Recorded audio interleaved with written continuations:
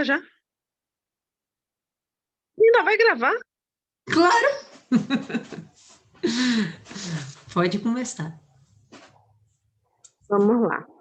Não tem muita coisa a dizer, não, mas vamos lá. Eu sou Adriana Lima, de mãe e de pai. Eu fui à Igreja Universal, né? Depois que meu marido foi. Primeiro foi ele, né? E aí um dia ele disse que eu toda vez vejo todo mundo lá na frente com as suas esposas para a hora da oração e eu não vou, a minha não está. Aí eu fui um dia de domingo de manhã, que foi, lembro como hoje, ó. Foi o dia do lançamento da segunda edição, eu acho, da Mulher V. E quem tava no link foi Dona Cristiane. E de lá pra cá não parei mais. Fui no domingo, fui na segunda, a gente ia na terça e a gente saía de Itacimirim, que moramos no litoral, até Vilas do Atlântico. E de lá pra cá não paramos mais. Como era a sua vida antes de Jesus e depois? Ah, antes eu era de outra denominação, né? Era nervosa, chata, meu Deus. Até hoje. Não, hoje eu não sou mais chata, não. Xingava, misericórdia.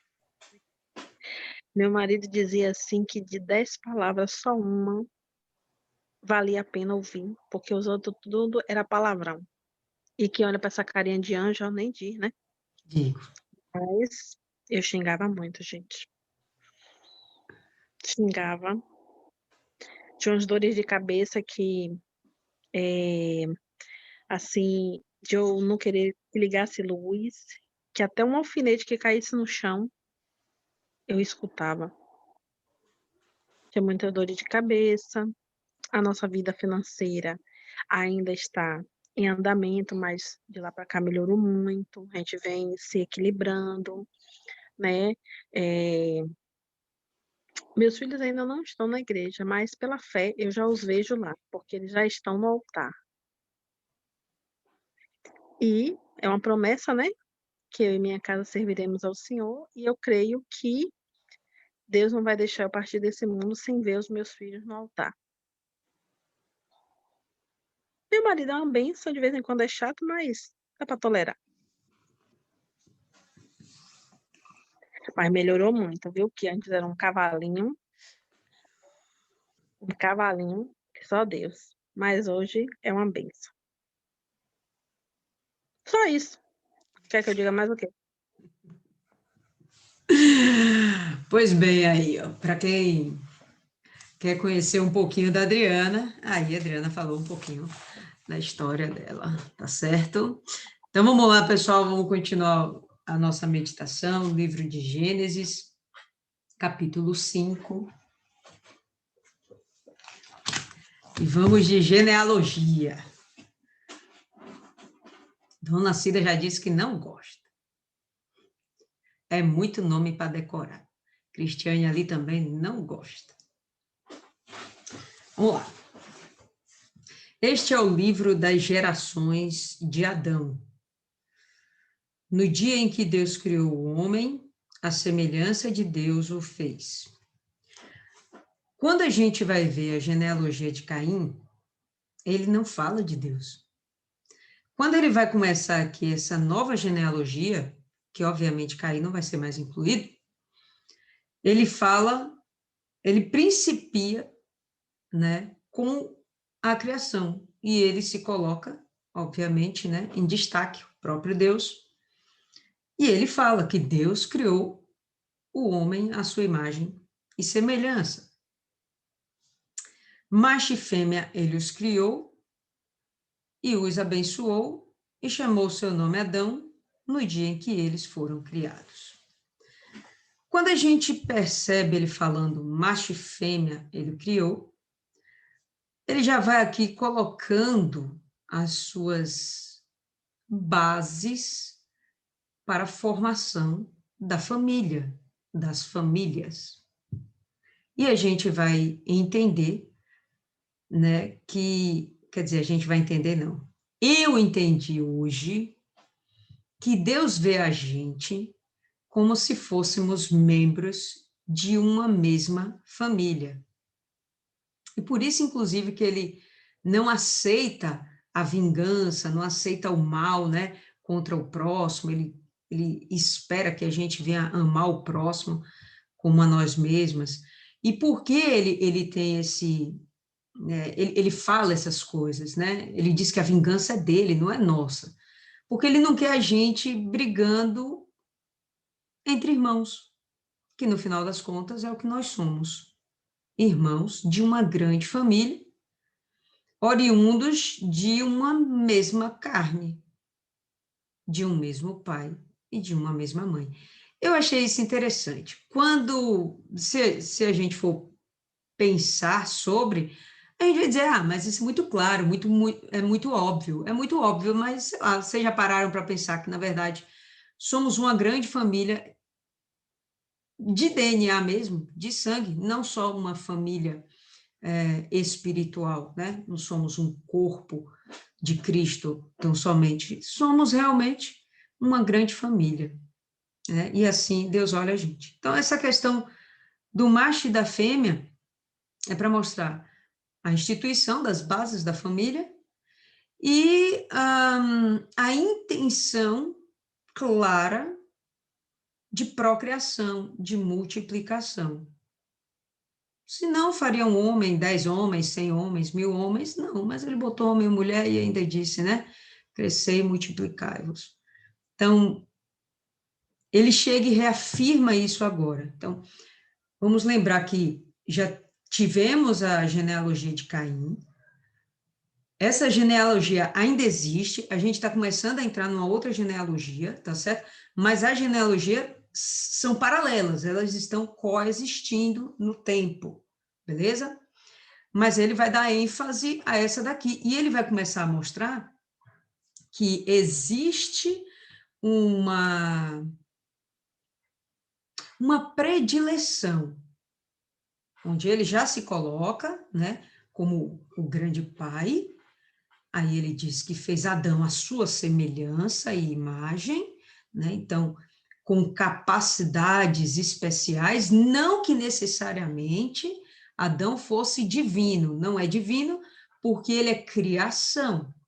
Então, ele é uma criatura, não é divino. Mas como tem imagem e semelhança de Deus, a gente vai entender que ele tem capacidades, características como Deus. E a gente já viu que é a nossa capacidade de discernimento, né, e a nossa elevação espiritual. Beleza? Isso animais e vegetais não têm. É exclusivo do homem. E ele fala, e os abençoou. Né? Alguém já parou aí para pensar o que significa bênção? Alguém pode falar aí para a gente? Quem arrisca?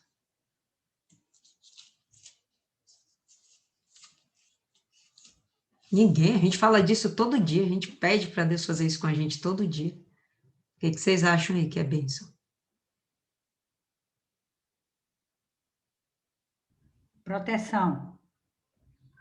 Proteção, tá valendo. Mais alguém? Eu fico preocupada com essas coisas. Vocês não querem falar por timidez ou porque não tem entendimento do que estão falando? Fico preocupada, não me deixem nervosa não, gente. Fala, Isis. É, você.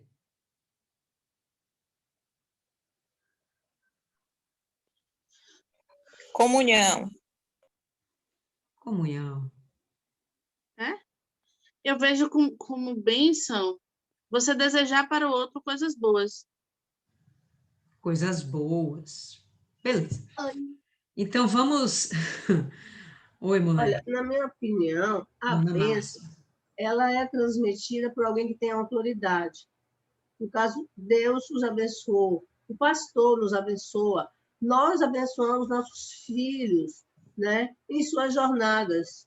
Geralmente, antigamente, o filho não saía, acordava de manhã, tomava bênção, na hora que saía de casa, tomava bênção, né? Então, sempre os pais diziam, Deus te abençoe, ou seja, Deus te proteja, né? Te mantenha no bem caminho, no bom caminho, porque bendição, o que é? É uma boa ação. Maldição é o quê? Uma má ação. Então, amaldiçoar quer dizer que você tenha várias más ações praticadas por você ou outros para você. Mas bendição, eu acredito que você vai ser abençoada nas suas ações e as pessoas também terão boas ações para você. Eu penso assim. Então, bênção seria justamente essa plenitude, tá? Quando ele fala, os abençoou, ele deu a plenitude para Adão e Eva. Plenitude de quê? De tudo que vocês imaginarem. Vida longa, aliás, era para ser eterna. Vida longa. Supriu de todos os bens e meios que eles precisavam para sobreviver, para terem uma vida digna. Deu capacidade de gerar e de se multiplicar. Então, quando a gente imagina a ideia de bênção, né, quando a gente determina, pô, Deus te abençoe, a gente talvez não pare para pensar o que significa, o poder que vai junto com aquela palavra. O que você está desejando para a pessoa é que ela venha a ser plena, de acordo com todas as graças, com todos os meios, tudo aquilo que Deus pode prover, inclusive a própria presença do Espírito Santo. Então, aqui Martiane está perguntando, eu peço bênção aos meus pais, é errado? Não, certíssimo. Porque Dona Maria aí, ela ventilou uma coisa bem interessante, né? Quem é que pode abençoar? Quem tem autoridade ou quem tem possibilidades. Se a gente imaginar que o que você está pedindo ao seu pai e o que ele vai te desejar, né? É vida longa, proteção, sabedoria, né? Tudo aquilo que você precisa para ter qualidade de vida, saúde. Então, a bênção é uma coisa plena, completa, perfeita. E aí, se, por exemplo, aparece alguém precisando de uma cesta básica, aí você vai lá e dá essa cesta básica para a pessoa. Você abençoou ou não abençoou a pessoa? O que vocês acham? Abençoou? Abençoou. Você talvez não tenha autoridade sobre a vida daquela pessoa, mas você fez um bem para ela, tá? Você supriu ela de uma necessidade. Então, você também abençoou. É a bênção de Deus? Não é a plenitude da bênção de Deus, mas é algo que você teve e que pôde proporcionar para outra pessoa. Então, quando a gente imaginar a ideia de bênção que vem de Deus, é realmente uma ideia de plenitude. Então, quando Deus fala aqui que ele os abençoou, preencheu Adão e Eva de tudo que eles precisavam, tá certo? E uma coisa que no capítulo 1 a gente já tinha cogitado, já tinha ventilado, o que Deus abençoa, ele não pode amaldiçoar, certo? Ele não volta atrás quando ele determina uma bênção para que depois ele amaldiçoe. Não. Então, vocês vão lembrar daquela história de Noé, que ele acaba bêbado, embriagado, aí o filho dele faz chicota dele, né? Faz chicana dele, chacota. E aí ele não amaldiçoa o filho, porque o filho em si já havia sido abençoado. Ele vai acabar amaldiçoando a geração do filho, né? O neto. O neto vai ser amaldiçoado. Quem é abençoado não pode ser amaldiçoado, certo? Então, se você se considera abençoada por Deus, você não pode ser amaldiçoada por mais ninguém. Aquela ideia de praga não pega em cristão, não pega, não pega, a não ser que você não seja abençoado, tá? Quais seriam as condições para que a gente seja abençoado? Quem saberia dizer aí? Obediência. Obedecer. Obedecer. Obediência é a primeira coisa que a gente pensa, né? Abre aí no Salmo 1, capítulo 1, versículo 1. Todo mundo conhece esse salmo, tenho certeza. Mas vamos dar uma refrescada aí na cabeça. E vamos ler aqui. Versículo 1. Todo mundo? E ele fala assim: abençoado é o homem que não anda no conselho do ímpio, nem fica no caminho dos pecadores, nem se assenta na roda dos escarnecedores, na mesa dos escarnecedores, na cadeira dos escarnecedores, aí tem várias traduções, tá certo? Mas o seu prazer está na lei do Senhor, na sua lei medita de dia e de noite. Então, uma das condições para que você venha a ser abençoada por Deus é você estar cumprindo isso aqui. A gente vai perceber que, de fato, Adão e Eva, eles vão desobedecer. Eles perdem a bênção de Deus? Não, eles não perdem a bênção de Deus. Eles vão perder algumas coisas, mas eles não vão deixar de ser abençoados. Eles não viram malditos. Né? A gente viu lá que ele amaldiçoou a terra, amaldiçoou a serpente, mas Adão e Eva não. Tá? Adão e Eva, eles não são amaldiçoados. Beleza? Volta aí para o texto, só para a gente ter uma noçãozinha, tá bom? Da próxima vez, quando alguém lhe perguntar, me abençoa! Aí você já sabe o que a pessoa está pedindo. Ela está querendo tudo aquilo que Deus pode dar para que ela venha ter uma vida feliz e de qualidade aqui nessa terra. Tá bom? Então, vamos lá. Verso 2 ainda, né? Macho e fêmea ele os criou e os abençoou e chamou o seu nome Adão no dia em que eles foram criados. Esse nome Adão significa homem e significa também barro. Beleza? É de onde o homem procede.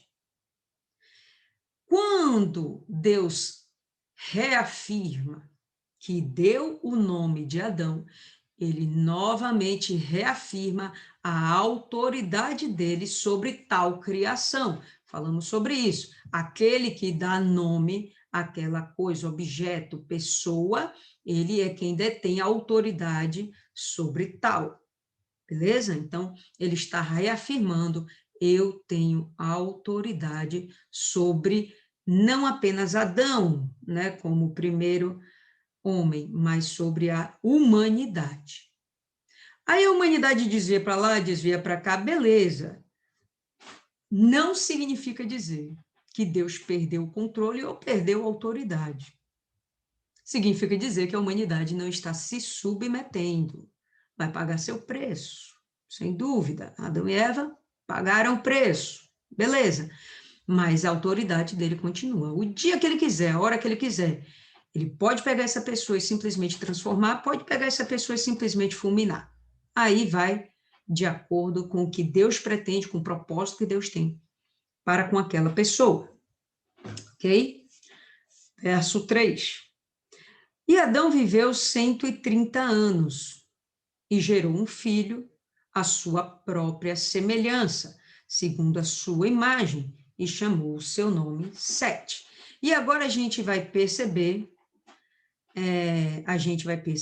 que Adão continua a sua geração, ele já teve 2 filhos, pelo menos, e já teve, né, várias filhas, provavelmente, né, filhas. E aí a gente vai ver aqui ele tendo o seu terceiro filho, homem. Bom, a bênção agora vai recair sobre Sete. Era para ser do primogênito, Caim, mas Caim se rebelou, se mostrou uma pessoa que não tinha capacidade de receber o que viria de Deus através de Adão. Então, o próximo que receberia seria Abel. E estava tudo certo para Abel ser esse que levaria a linhagem até o Senhor Jesus. Mas ele foi morto precocemente. Então, o próprio Deus vai fazer com que seja suscitada da linhagem de Adão uma outra geração, Caim continua vivo? Continua, mas esquece. Ele se afastou de Deus. Então, Deus vai criar para si uma outra linhagem pura, que vai ser através de Sete. Tá certo? Então, vamos lá. Quando o texto fala que Adão gerou Sete segundo a sua imagem e semelhança, ele já está mostrando que o que está sendo transmitido é, de fato, a humanidade para a humanidade. O que mais Adão poderia passar para o seu filho, se ele está limitado à criatura que ele é, diferente de Deus, que é todo-poderoso, mas Adão não. Então, o texto só reafirma algo que a gente já sabe. E ele dá nome ao filho, beleza? Agora mostra que ele tem autoridade sobre os filhos. Qual a autoridade maior? A de Deus ou a do Adão, como pai? Obviamente, a autoridade maior vai ser de Deus, porque ele é autoridade sobre toda a humanidade. Mas no momento que esse filho sai de dentro do homem, Adão e Eva, sai de dentro do homem, e ele toma para si, ele dá o nome, bom, a autoridade agora sobre a vida dessa pessoa também passa pelos seus pais, certo? Por isso, Martiane, sim, é importante pedir a bênção aos pais, porque eles têm autoridade espiritual sobre sua vida. Ainda que eles não conheçam a Deus, ainda que eles não sirvam a Deus, ainda que eles sejam as piores pessoas do mundo, eles têm essa autoridade espiritual sobre a vida dos filhos. Ok? Deixa eu ver aqui. Então, vamos lá. Outra coisa, pessoal, que eu acho interessante que a gente comente aqui agora. Quem deu o nome foi Eva, é? Aonde?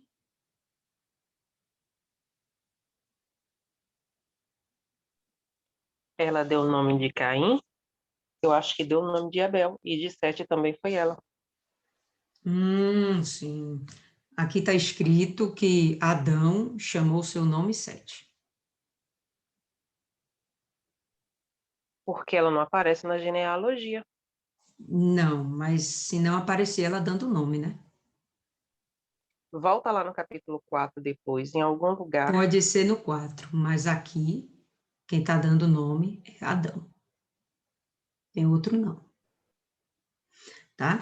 Então, Adão viveu 130 anos, gerou um filho à sua própria imagem e semelhança, segundo a sua própria semelhança, segundo a sua imagem, e chamou seu nome Sete. Não tem outra autoridade aqui, não. A autoridade aqui é do Porque Adão. está falando de Adão, não está falando de Eva. Mas quem deu o nome a ele foi Eva. Mas aqui está escrito assim, ó. E ela, porque disse ela, Deus me concedeu outro descendente em lugar de Abel. Sim, mas não diz que ela o chamou de Caim nem de Abel. Ela concebeu, ela deu à luz a Caim, né? E aí ela disse, aí, ó, ela concebeu e deu à luz a Caim e disse: alcancei do Senhor um homem. Caim não significa alcançar do Senhor um homem. Caim significa flecha, né? Então não foi ela quem deu o nome. E aí, aliás, não diz quem foi que deu o nome. Diz apenas que ela deu à luz a Caim. Agora, mais Fechou aí o áudio, dona Maria. A senhora fechou o áudio aí sem querer. agora, nesse capítulo que nós estamos estudando, entendeu? Fica claro É que que quem dá o ele nome diz, é Adão. pôs-lhe o nome Sete, estudo sobre Adão. Ele teve um filho à sua imagem, à sua semelhança, aliás, conforme a sua imagem, e pôs-lhe o nome de Sete. Aqui, Agora, Sete é o filho que Adão dá o nome. eu acredito que os Colocado outros aí, também que é a têm dado. imagem e semelhança de Adão. Caim e Abel talvez não eram. Eu acredito que os outros também, tudo quem vai dar nome é Adão, pessoal. Ele é o cabeça. Pode falar, Isis. É que nem no cartório, né? A mãe pode até escolher o nome, mas quem vai lá registrar é o pai. E eu li que Sete quer dizer não, mas ele é parecido com a pronúncia em hebraico que quer dizer Deus. Eu vejo que nesse momento Adão ele reconhece que quem deu essa nova vida, essa nova criança para eles foi Deus. Acredito que tenha referência com Deus me deu. O hebraico faz falta pra caramba, né? Eu já vi que também sete significa não. É muito próximo, seria uma palavra muito parecida com Shem, que se referia a nome, seria o nome de Deus, né? Enfim, a gente vai ter algumas traduções, alguns significados, melhor dizendo, tradução não, alguns significados para cada um desses nomes. A gente vai ver isso também. Vídeo que você passou para nós sobre a genealogia de Caim, logo em seguida ele entra com a genealogia de Sete, e ele faz justamente essa observação que você falou aí. Sete vem de Cham, certo? Que dá origem a palavra Deus, né? Nome, o nome, que seria nome se referindo a Deus. Né? Então, tem vários significados, viu, pessoal? Tem vários, eu observei, procurei também, não existe um significado só para todas essas palavras, para todos esses nomes, mas importa que todos esses nomes são escolhidos por causa de seus significados, né? A gente não escolhe nome por causa de significado. Quer dizer, eu não sei, né? Eu não sou mãe, mas quando eu dou nome para os meus cachorros, eu olho para a cara dela e acho ela parecida com aquilo. Não tem significado necessariamente. Mas aqui o propósito de dar nomes é com o significado. E os judeus fazem questão de fazer isso, tá? E o próprio Deus faz questão de fazer isso. Tanto que a gente vai receber um novo nome, né? Quando a gente for para o céu, vamos receber um novo nome. Esse novo nome, com certeza, vai ter um significado de acordo com o que somos, com o que fomos, com o que seremos, sei. Mas vamos receber um novo nome, quem vai fazer isso é o próprio Deus. Vamos lá voltar ao texto, tá certo? Deixa eu ver aqui. Sim, mas eu queria levar a um outro entendimento aqui. Não sei se vocês pararam para ver a cronologia dessa genealogia, né? Os anos que eles viveram, né? Quando nasceu quem, quando... Eu fiquei curiosa para saber como seria, e eu vou mostrar para vocês, eu não sei se vai dar para enxergar aqui, a letra está pequena, mas eu vou mostrar para vocês. O que eu acho interessante, por que eu estou ventilando isso? Porque eu acho interessante que não existia escrita, beleza? Gênesis foi escrito no Êxodo. Já teve dilúvio, já foi formado um novo povo, já tem as 12 tribos, já foram escravos no deserto, ou no Egito, já estão perambulando no deserto, pronto, o Êxodo está sendo escrito. Um lapso de tempo aí imenso. Tranquilo. Como é que eles faziam para manter essa história registrada? Era justamente falando de um para o outro, que é a tradição oral que até hoje os judeus usam, tá? A tradição oral. E era importante que isso ficasse registrado. Nesse período, não está sendo registrado nesse momento. A gente está estudando aqui capítulo 5, né, genealogia de Sete. Não está acontecendo nesse momento a transcrição do que aconteceu milhares de anos depois. Porém, como isso também foi chegando para todas as outras pessoas, justamente através dessa troca de informação. E a gente vai ver, né, na nossa família isso existe também. Então, o que eu sei hoje da minha bisavó? Foi o que meu pai me contou. Nem a conheci, mas eu sei um pouquinho da história dela, porque meu pai me contou. Né? E o que vai acontecer daqui para frente? Bom, eu não tenho geração, tá? Então ninguém vai saber sobre meu pai e minha mãe, o que depender de mim. A não ser que o restante da minha família vai começar a transmitir isso e por aí vai. Então era importante que eles fizessem isso, né, de haver essa transmissão, essa genealogia. Para a gente pode parecer enfadonho e chato, mas para eles era extremamente importante, tá? E aí, na hora que eles vão dizendo, ó, fulano, eles não estão morando todos juntos, eles estão morando já separados, né? Cada um vai constituir sua famíliazinha, vai para ali para diante, estão próximos, mas não estão necessariamente numa mesma tribo, não é? Numa mesma tenda, numa mesma cidade, eles já estão aqui se separando, e o que vai mantê-los unidos é essa tradição oral.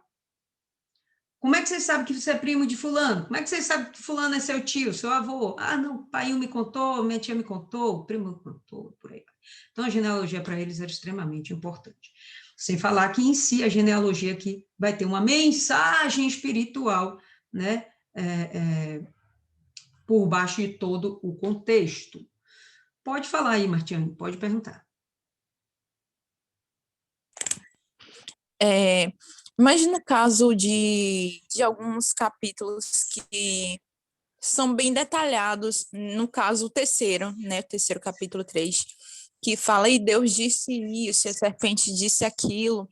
Esses detalhes seriam, a gente pode dizer que foi uma revelação do próprio Deus para Moisés? Sem sombra de dúvidas. Tudo que chegou para Moisés, isso que a gente está lendo aqui agora, não chegou a Moisés através de tradição oral. Não. Por quê? Porque Moisés foi criado lá no palácio, cultura egípcia. Ele vai ter algum contato depois com a própria cultura dele? Vai. Mas isso aqui tudo pode escrever por A mais B, que foi revelado pelo próprio Deus. O Espírito Santo fez ele escrever tudo isso. Tá certo? Sem dúvidas. Então, vamos lá. E Adão viveu 130 anos, gerou um filho à sua própria imagem, semelhança, segundo a sua própria semelhança, segundo a sua imagem, chamou seu nome Sete. E os dias de Adão, após ter gerado Sete, foram 800 anos e gerou filhos e filhas. Tá, pessoal? Então, aqui, ó, ele se multiplicou para caramba e houveram outros filhos. Por que não são cogitados aqui mais? Porque não interessa, a bênção está sobre o primogênito. A bênção de Deus, a bênção da primogenitura, o que realmente interessa nessa genealogia está sobre o primogênito. Os outros não interessa nada, não para o contexto, não para o objetivo da Bíblia. Eram pessoas importantes, eles de repente estavam lá, eles falavam de Deus também, eles pensavam em Deus também, ou não, não sabemos, mas não...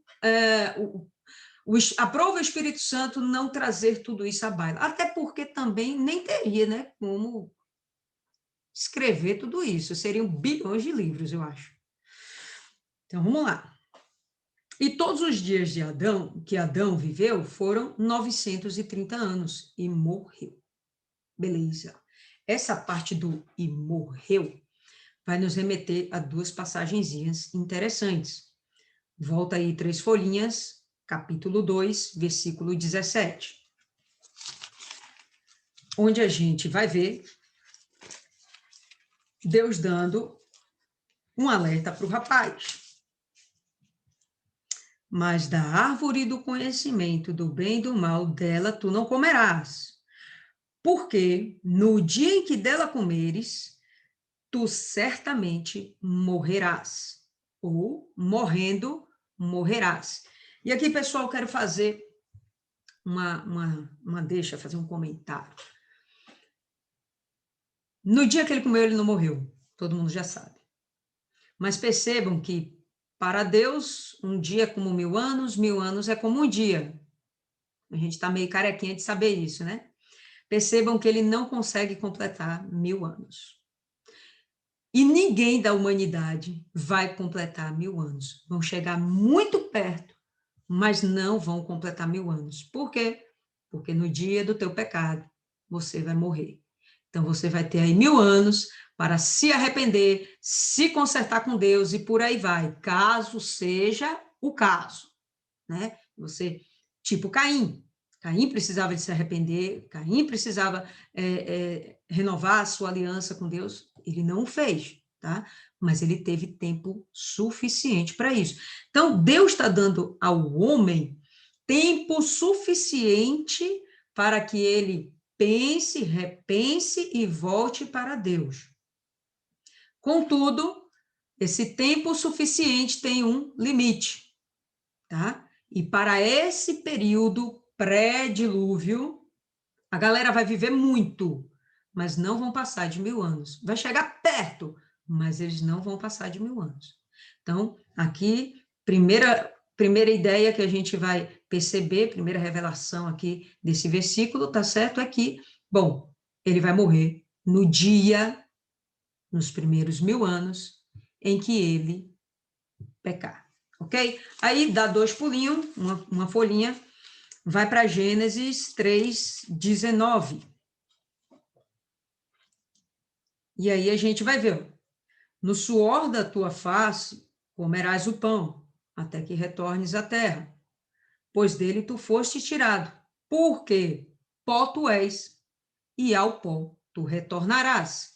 E aí a gente vai ver se cumprindo aquilo que Deus decretou, aquele juízo, aquela sentença que Deus decretou sobre a vida de Adão. E ele vai voltar agora ao pó, tá certo? Então, em 2 momentos, Deus disse a condição da morte, e aqui agora está se cumprindo com Adão. Vamos lá. E Sete viveu 105 anos e gerou Enos, e Sete viveu depois que gerou Enos 807 anos, e gerou filhos e filhas, e todos os dias de Sete foram 912 anos, e morreu. E aí a gente vai perceber que todos aqueles que morrem simplesmente morreu. Enoque que vai ser diferente, não foi mais achado, né, na terra. Tem gente que acredita que Enoque morreu também, que essa seria uma outra forma de dizer morreu. Mas, poxa, tá estranho, porque para todo mundo ele fala morreu, e para Enoque ele fala uma coisa diferente. Então, sim, Enoque teve um destino diferente. Já esses daqui morreram de fato e voltaram ao pó. Tá? E Enos viveu 90 anos e gerou Cainã, e Enos viveu depois que gerou Cainã 815 anos, e gerou filhos e filhas, outra coisa que a gente vai observar, todos eles gerando filhos e filhas. Vai ser considerado primogênito sempre, e filhos e filhas, e filhos e filhas, cumprindo a ordem que Deus deu de crescer e multiplicai-vos, tá? E todos os dias de Enos foram 905 anos, olha lá, quase um milênio também, e morreu. Cainã viveu 70 anos, gerou Maalalel. Cainã viveu, depois que gerou Maalalel, 840 anos e gerou filhos e filhas. E todos os dias de Cainã foram 910 anos e morreu. E Maalalel viveu 65 anos e gerou Jered. Maalalel viveu, depois que gerou Jered, 830 anos, gerou filhos e filhas. Todos os dias de Maalalel foram 895 anos e morreu. Jered viveu 162 anos e gerou Enoque. E Jered viveu, depois de Enoque, 800 anos, gerou filhos e filhas. E todos os dias de Jered foram 962 anos e morreu. Esse daqui já viveu mais que Adão. E Enoque viveu 65 anos e gerou a Matusalém. Boa, aí que a gente vai começar a parar e meditar mais um pouquinho, porque uma grande chave de toda essa história está aqui, justamente em Enoque, tá? Primeiro porque ele foi realmente diferente, ele simplesmente não morreu, tá? Ele é um dos que vai ter filho, vai gerar filho mais cedo, eu acredito que propósito de Deus mesmo, tá certo? Vamos continuar aí, ó. Enoque viveu 65 anos, gerou a Matusalém, e Enoque andou com Deus, depois que gerou Matusalém, 300 anos, e gerou filhos e filhas. Significa dizer que Enoque andou com Deus depois que gerou Matusalém? Eu não acredito. Eu acredito que o que ele quer dizer é que depois que gerou Matusalém, ele ainda viveu mais 300 anos e continuou andando com Deus, certo? Então, ele continuou andando com Deus. E todos os dias de Enoque foram 365 anos. E Enoque caminhava com Deus e ele não estava mais, pois Deus o tomou. Por que ele não morreu? Depois de 365 anos? Não. E por que ele viveu tão pouco? Estava todo mundo aqui vivendo, né? Ano pra caramba. 900 anos, 800 anos. Matusalém vai viver 969 anos, é o que mais vive. Por que esse daqui viveu tão pouco? E aí a gente vai começar a explorar um pouco mais o texto, certo? Certamente o fato de Deus andar com Enoque, Enoque andar com Deus, foi um diferencial muito grande até aqui dentro de toda a humanidade. Quando a gente viu isso dentro da humanidade? Com Adão e Eva. Quando estavam no paraíso. Depois que eles saem do paraíso, não teve isso de simplesmente andar com Deus. A gente vai perceber que eles começam a buscar e invocar o nome de Deus a partir de Sete, de Enos. Mas andar com Deus, isso aqui foi Enoque. Por quê? O que ele tinha de tão especial? O que ele tinha de tão diferente? Certamente era um cara puro, era um cara que realmente temia Deus, mas Deus viu nele algo extremamente diferenciado. Lembra quando a gente vai ver que Daniel é um homem muito amado? Né? Deus fala que ele é muito amado. Por que os outros todos não são muito amados, são só amados? Tem um diferencial. Tinha um diferencial em Enoque. E a gente vai perceber que esse diferencial fez com que Deus abrisse o verbo com Enoque, abrisse o coração com Enoque, fizesse revelações especiais para Enoque. E uma das revelações especiais que ele vai ter é justamente sobre o dilúvio e sobre a segunda vinda de Cristo. Eu achei isso muito interessante. Por que ele já faz uma predição sobre o dilúvio? Em princípio, a gente não vai ver isso no texto. A gente vai ver isso no nome do filho dele, Matusalém. O que significa Matusalém? Espera aí, que eu anotei aqui. Para não falar a coisa errada. Matusalém. Significa sua morte trará, ou quando morrer haverá derramamento, ou homem do broto. Tá? São alguns significados que a gente vai descobrir aí a respeito do nome Matusalém ou Metusalém, como possa estar aí na sua versão, tá certo? Bom, se a gente for pensar no significado sua morte trará ou quando morrer haverá derramamento, o que a gente vai pensar? Que a morte de Matusalém vai trazer algo ou vai derramar algo? Cara, ele morre no ano que acontece o dilúvio. Noutras palavras, quando você morrer, Matusalém, o juízo sobre essa humanidade vem. Isso era uma profecia que estava na forma viva de um filho que ele teve. Matusalém era uma profecia viva. E não é à toa que ele é o que mais vive. Não é à toa. Por quê? É o tempo da misericórdia de Deus. Deus está deixando bastante tempo. Existem várias linhagens, várias famílias agora se formando. Tudo do mesmo pai e da mesma mãe. Mas existem vários. Nem todos estão realmente andando com Deus. Nem todos estão invocando o nome do Senhor. Então, ele já está dizendo, olha, para essa geração vai ter um basta.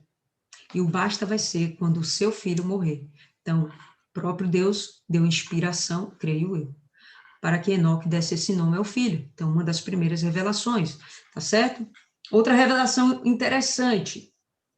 Abre em Judas aí, capítulo 1.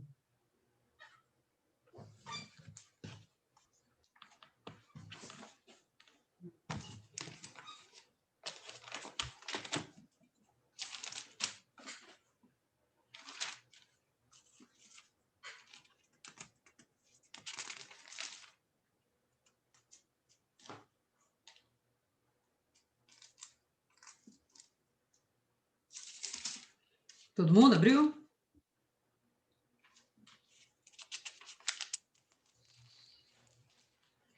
Judas, capítulo 1. Bom, só tem um capítulo mesmo, né? Versículo 14. Quanto a estes, foi que também profetizou Enoque. Opa, Enoque era profeta? Olha lá. Isso não fica claro em Gênesis, mas em outros livros a gente vai ver citações a respeito de Enoque, e aí a gente vai juntando as peças. Quanto a estes, foi que também profetizou Enoque, o sétimo depois de Adão, dizendo: Eis que veio o Senhor entre suas santas miríades, para exercer juízo contra todos e para fazer convictos todos os ímpios, acerca de todas as obras ímpias que impiamente praticaram, e acerca de todas as palavras insolentes que ímpios pecadores proferiram contra ele. Traduzindo aqui, o que Enoque está dizendo, ou melhor dizendo, o que Judas está dizendo? Judas, esse, inclusive, irmão de Jesus, viu, pessoal? O que Judas está dizendo? Judas está falando que Enoque revelou, profetizou sobre a segunda vinda de Jesus. A primeira vinda é quando ele vem, encarna como Jesus, anda lá pela Galileia, Cafarnaum, morre crucificado, ele vem como um cordeiro perfeito para ser sacrificado, imolado, de fato. Então, ele vem manso e suave. Ok? Beleza. Mas aqui o que ele está dizendo é o seguinte, versículo 15. Ele vem para exercer juízo. É isso que está escrito aí na sua Bíblia? Exercer juízo. Exercer uma condenação que já está prevista desde a fundação do mundo. Tá? Então, ele já está antevendo isso. E sabe o que é interessante? Judas está falando assim, ó. Eis que veio o Senhor. Veio é passado, beleza? Mas ele está falando de um tempo futuro, correto? Esse veio aqui, esse juízo ainda não aconteceu. Por que ele fala no passado? Alguém poderia dizer?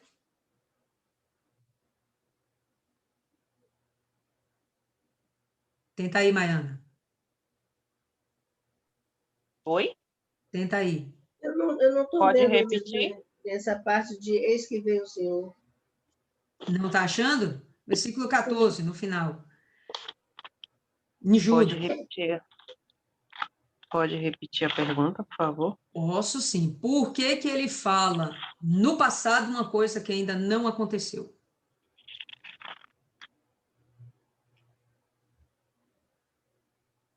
Que ele é profeta. Que ele é profeta. Tudo bem.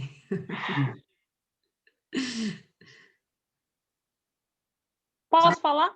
Pode sim. Fala, Adriana. Para mim, é que ele está falando para nós, para os que estão por vir, para a nova geração. Sim. Maiana. No meu não vem. Não. Não tem isso no seu? Gente, como é isso? O meu Oxi. tá.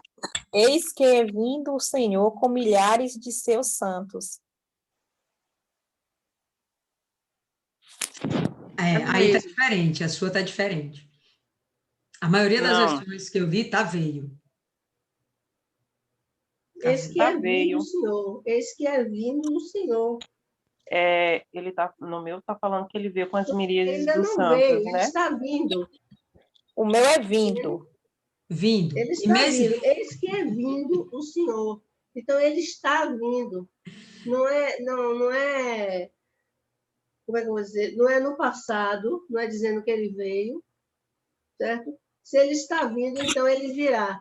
Se a gente for colocar numa linguagem mais simples. Isso, Entendeu? Eis que o verdade. Senhor virá com milhares dos seus anjos, É futuro, dos seus santos, perdão, para fazer juízo contra todos e condenar. Então, isso aí já é falando do Apocalipse, né? Perfeito. Fale, Maiana, conclua.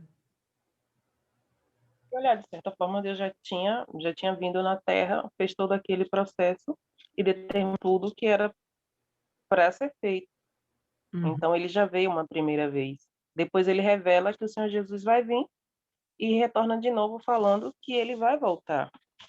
Beleza. Até aqui, Deus andava com Adão e falava diretamente. Então, ele veio com o Senhor Jesus e os outros para fazer tudo que tinha que fazer.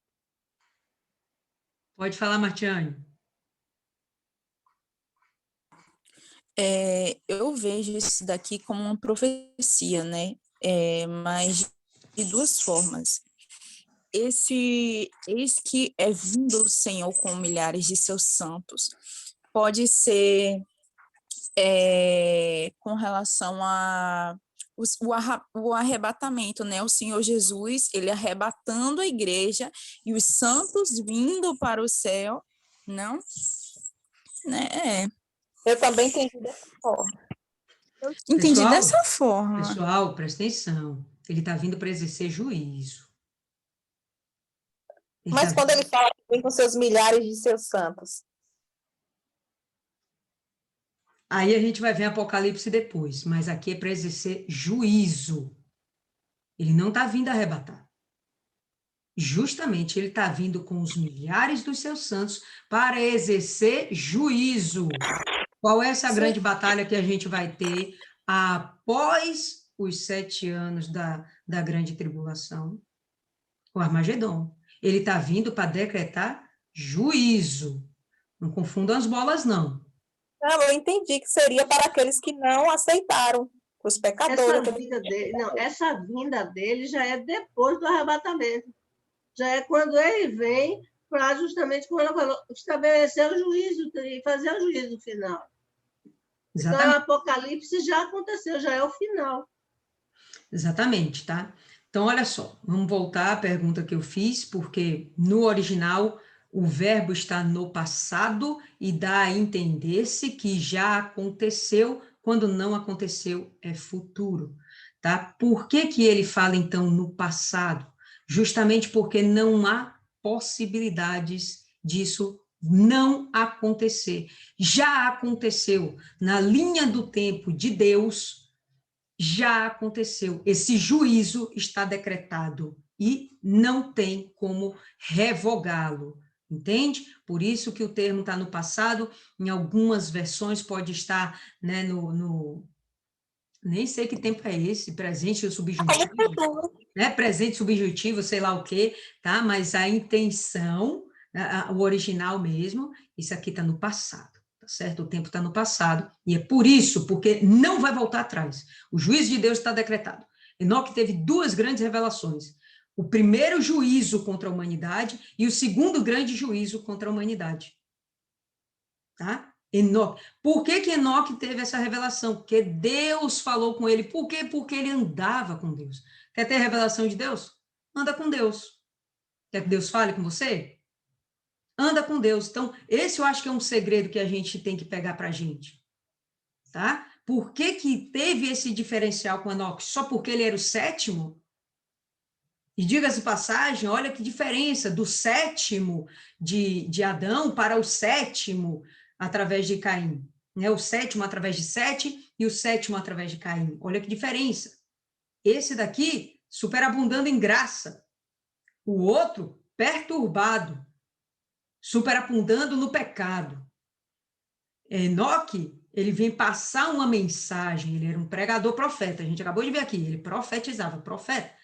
Ele estava anunciando àquela população daquele tempo que, olha, vai vir o juízo.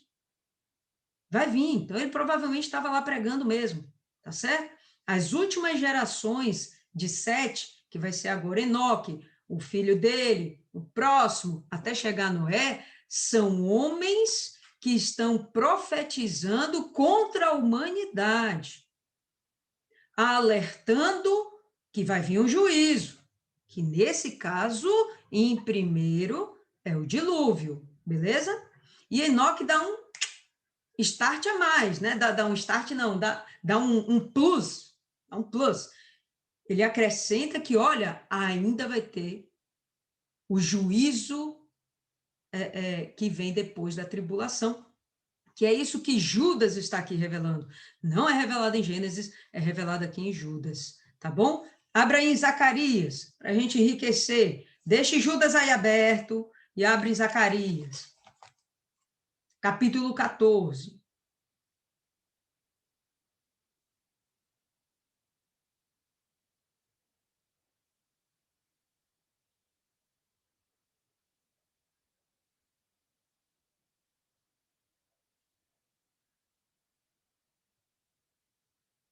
Todo mundo? Verso 5. A gente vai ter o seguinte: fugireis pelo vale dos meus montes, porque o vale dos montes chegará até Azal. Sim, fugireis como fugiste do terremoto nos dias de Uzias, rei de Judá. Então, a profecia, virá o Senhor meu Deus e todos os santos com ele. E aí continua o resto da profecia, que não é tão interessante, mas a mesma coisa que Enoque falou, Zacarias falou, vamos ver agora em Apocalipse como é que vai ser? Abre aí no capítulo 19.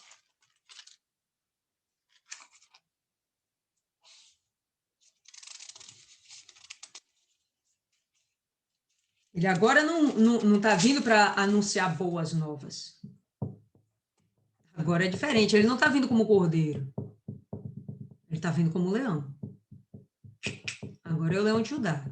O cordeiro de Deus já passou.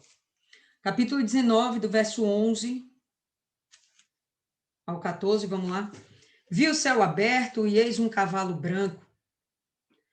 O seu cavaleiro se chama Fiel e Verdadeiro, com letras maiúsculas, né? E julga a peleja com justiça. Olha aqui, ele julga, tá certo? Com justiça. Ele não vem anunciar boas novas. Os seus olhos são como chama de fogo. Na sua cabeça há muitos diademas, tem um nome escrito que ninguém conhece, senão ele mesmo.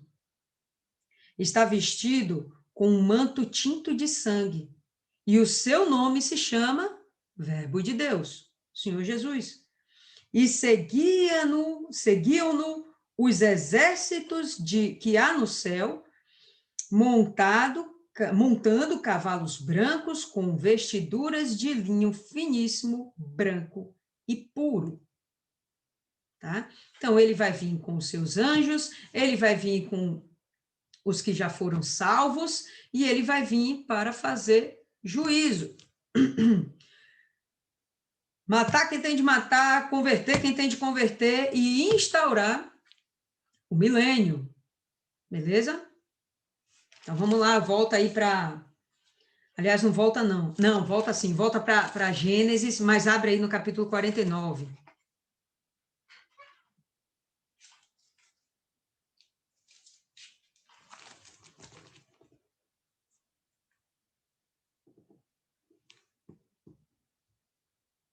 Todo mundo?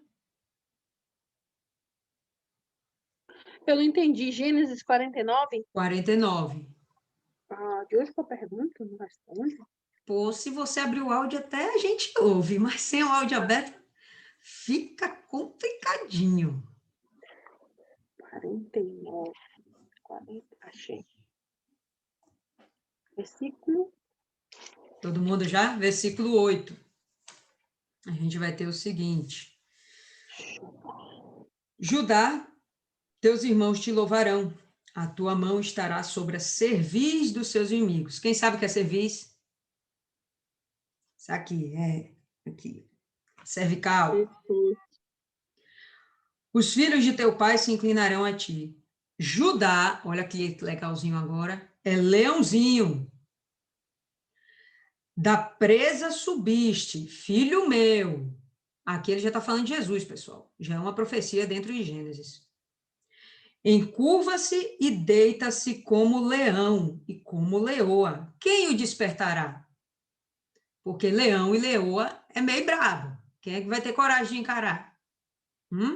Ninguém, né? Continua. o cetro não se arredará de Judá. Está falando de um governo, né? De um reino, um reinado. Nem o bastão de entre seus pés, até que venha Siló. E Siló, pessoal, deixa eu ver aqui, que eu peguei o significado de Siló, rapidão, que eu vou passar para vocês. Eu não creio, eu me perdi nas minhas anotações. E aí, eu me perdi, mas quando eu achar aqui, eu falo para vocês. Mas ele vai se referir também ao Senhor Jesus. Tá? Então, deixa eu continuar aqui, verso 10. Até que venha Siló, e a ele obedecerão os povos. Tá? Então, esse momento aqui, que está sendo dito lá em Judas, Zacarias, Apocalipse, é esse período em que o Senhor Jesus vai vir como leão, leão não vem fazendo carinho, ele não é mais um cordeiro, pessoal, ele não é mais um cordeirinho que vai ser morto, não. Ele agora é um leão, ele vai vir com força e ele vai vir com todo gás para fazer juízo. Fala aí, Maiana. Eu tinha visto que Siló significa até que ele venha. Até que ele venha. Eu acho que é isso mesmo, Maiana. E uma Não, curiosidade... não. Sim, pode ser até que ele venha mesmo. Eu achei aqui, é mensageiro. Mas pode ser até que ele venha também. É isso, os nomes, às vezes, têm vários significados, tá certo? Não tem um significado só, não. Não é batido o martelo, não, tá? Tem dois. Até que ele venha aquele que o pertence. Alguma coisa assim do tipo. E uma curiosidade legal sobre os leões é que quando tem essa troca na manada, o novo leão que assume o bando, ele mata todos os descendentes do líder antigo. E as leoas não fazem nada. Elas permitem, porque eles entendem que se ele foi fraco, perdeu a vida num combate para outro, a descendência dele também vai ser fraca. É uma descendência que não vale a pena perpetuar. Muito interessante, muito interessante. Então, vamos voltar aí a Gênesis 5, e a gente vai perceber que Deus, pelo fato de ter essa comunhão, essa intimidade tão grande com Enoque, ele vai revelando essas coisas, tá bom? É que nem para Paulo, lembra de Paulo? Né, que ele vai ter essa experiência com o Senhor Jesus e o Senhor Jesus vai revelar para ele coisas a respeito do arrebatamento, tá certo? A respeito da igreja, que não é revelado para nenhum outro, é só a Paulo que bate naquilo, Paulo que prega aquilo, Paulo que vive aquilo, tá certo? Então, a mesma coisa que foi com Enoque. Então, ele teve uma intimidade. Lembra que com Abraão também, Deus anda com Abraão e conversa com Abraão, ainda fica lá discutindo com Abraão, eu quero fazer isso, quero fazer aquilo, Abraão ainda fica dando pitaco, tá? Não que Deus estava pedindo opinião de Abraão, mas ele estava conversando, né? E Abraão se achou no direito, falou o que quis, etc., mas a autoridade está na mão de Deus, tá certo? Então, vamos lá. Deixa eu ver se tem algo mais interessante para a gente falar sobre Enoque.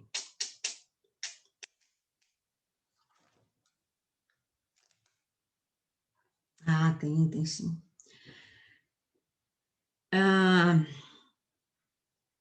A Bíblia, ela trabalha com tipos. A gente já falou sobre isso, né?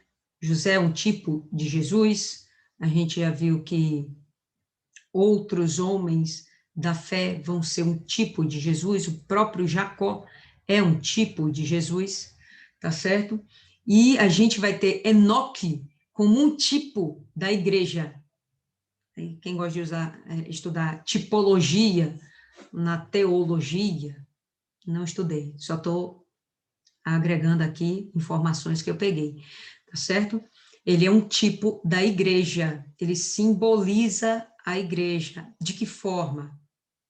A igreja anda com Deus e ela vai ser poupada do dilúvio. No nosso caso, da grande tribulação. Antes que aconteça tudo aquilo, tá certo? Nós seremos poupados, tá? Então, Enoque ainda dá essa dica para a gente, tá certo? Ele fica como uma referência para a gente disso aí. Então, vamos agora caminhar, tá certo? No texto. Então, 24, Enoque caminhava com Deus e ele não estava mais, pois Deus o tomou. Deus o poupou de ver o que estava acontecendo com a humanidade daí por diante. Dentre os teus filhos, não acredito que necessariamente dentre os seus filhos, nesse momento. Mas posteriormente, sim. Matusalém, ele morre no ano que vai acontecer o dilúvio. Ali acabou a misericórdia de Deus para aquela geração. Lembra de quem entrou na arca? 8 pessoas. Mais 7 teve filhos e filhas. Jared teve filhos e filhas. Enos teve filhos e filhas. E cadê esses filhos e filhas todas? Todos. Então, no fundo, acabou que todos se corromperam, mesmo aqueles da linhagem de Sete. Só quem é preservado é Noé, e eu já falei sobre isso. Os 3 filhos dele foram no pacote por misericórdia que Deus teve, por amor que Deus teve a Noé. Não que eles necessariamente merecessem, mas eles foram no pacote, foram salvos, junto com suas respectivas esposas.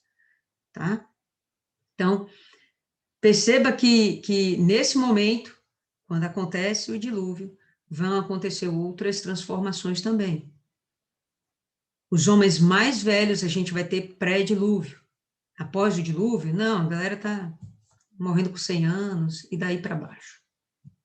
Tá? Não vai ter mais gente vivendo 200, 300 anos, quem dirá 900 anos. Aconteceu alguma coisa ali no dilúvio, ou foi a vontade de Deus, entendeu? Que o homem não vivesse mais de uma forma tão longeva, porque ele não confiava mais no homem, ele não confiava que dar tempo, o pensamento meu, viu, pessoal?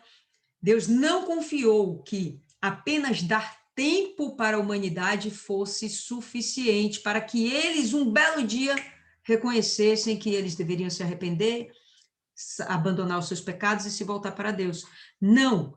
Deus percebeu que quanto mais tempo ele dava para a humanidade, mais a humanidade se corrompia. Concordam comigo? Porque dessa geração toda, só fica Noé? Toda geração, toda aquela galera se corrompeu?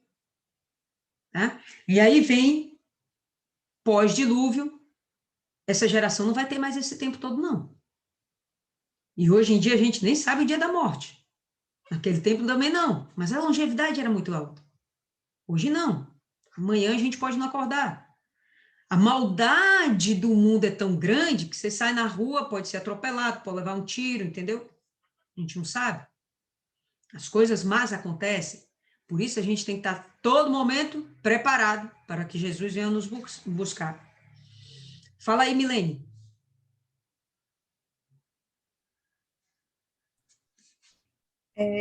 Eu vejo mais também como uma mensagem que Deus deixou para a gente, porque vira e mexe, atualmente, a gente ouve, né?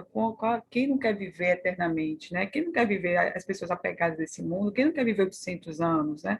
E se a gente levar pelo lado espiritual, 800 anos é mais chance de você se arrepender, de você ter um encontro com Deus e tal. Quando a gente vê que no início, lá no começo, Deus já começou com essa oportunidade, vamos dar tempo para essa galera, e ainda assim o pecado reinou, e só Noé chegou ali no final e tal, e a família dele, por misericórdia, a gente vê que o tempo não interfere. Você pode ter 800, 900 e a gente vai cometendo os mesmos erros, vivendo 80, 90 anos, 100 anos, como agora difícil chegar a 100 anos, a gente conta no dedo. Então, mostra que o tempo não tem muito peso em cima da gente, né? É aquela questão da decisão e de permanecer, da obediência e da misericórdia de Deus. Acabou. É mais para mostrar isso para a gente, para cada geração. Exatamente, tá?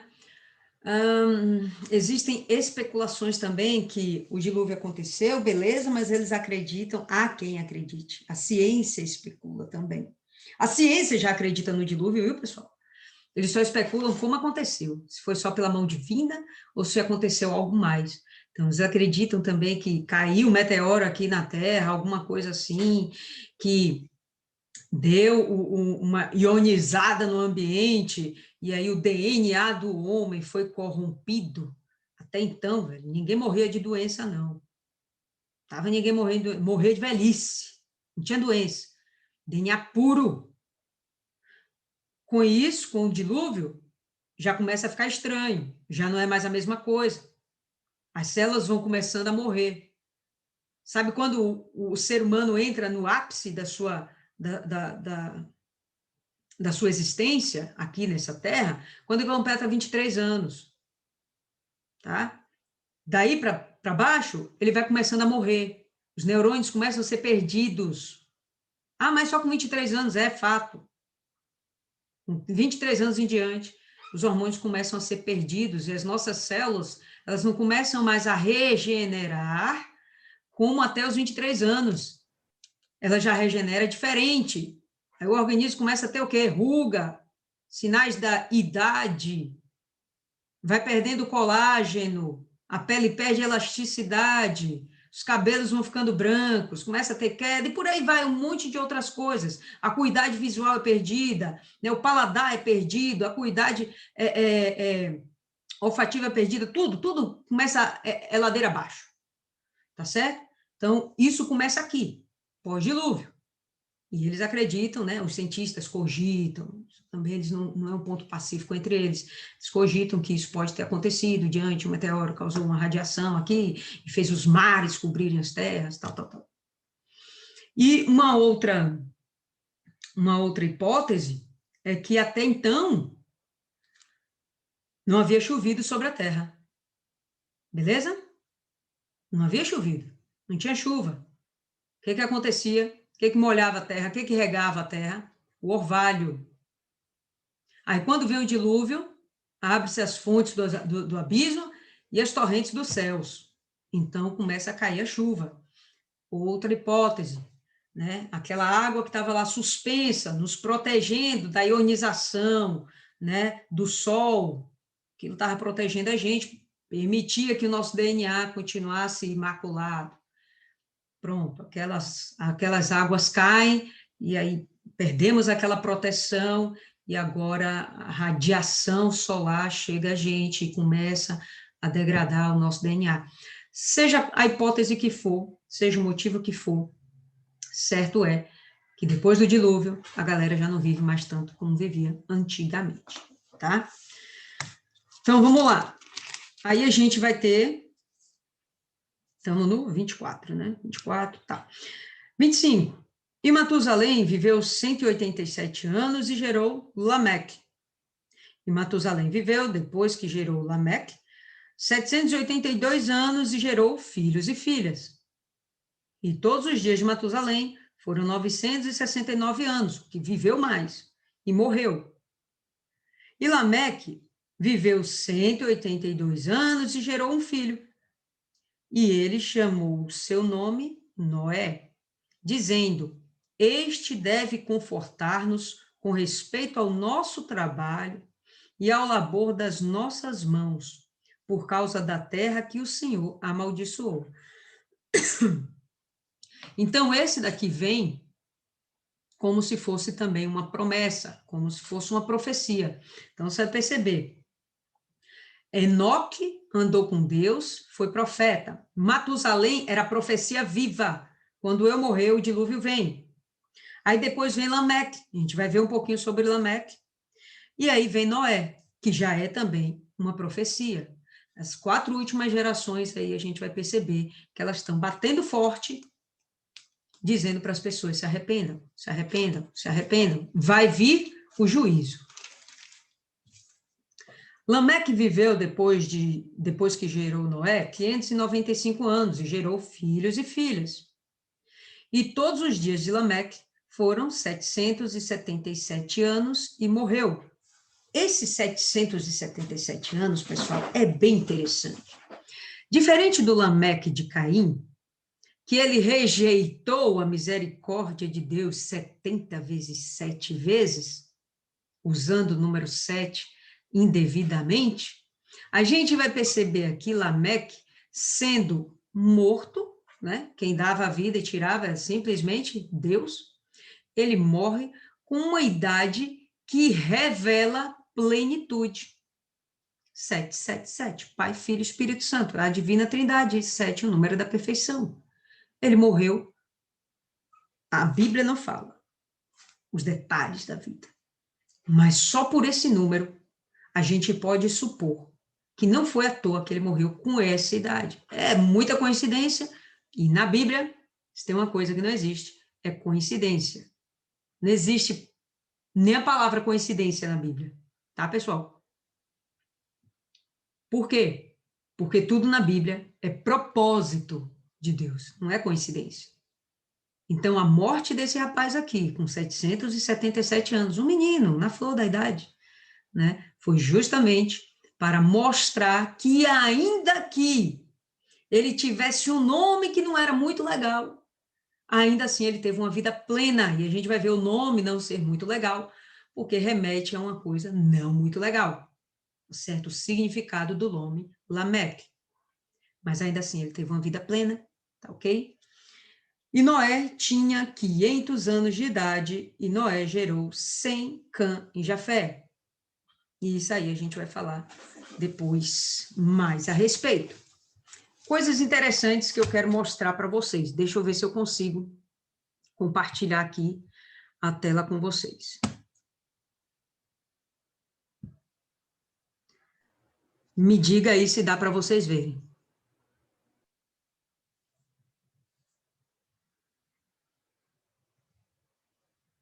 Dá para ver?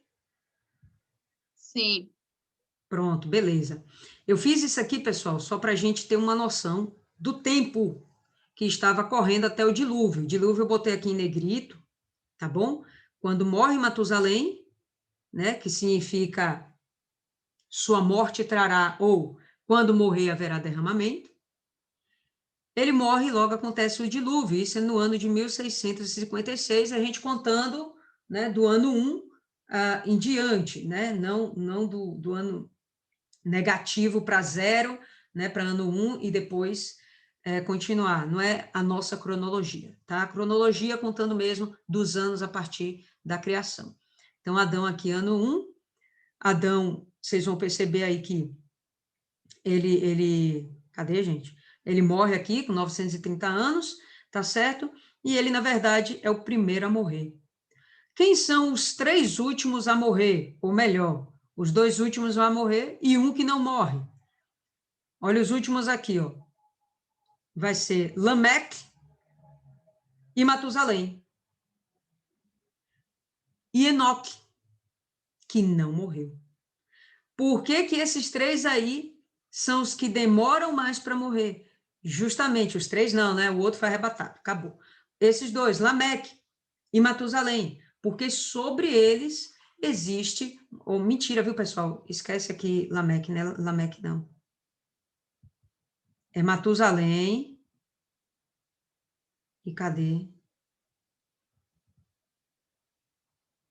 Não, é isso mesmo, Matusalém e Lameque. É isso mesmo, Matusalém e Lameque. Não, velho. E Noé, Matusalém e Noé. Abstraiam, tá? Matusalém e Noé. Noé, ele vai morrer lá para frente. Vai ter o dilúvio, tal, e ele vai morrer, cadê aqui, pessoal? No ano 2006. Por que que ele vive tanto tempo depois? Aquela história da tradição oral, para ele continuar passando as informações.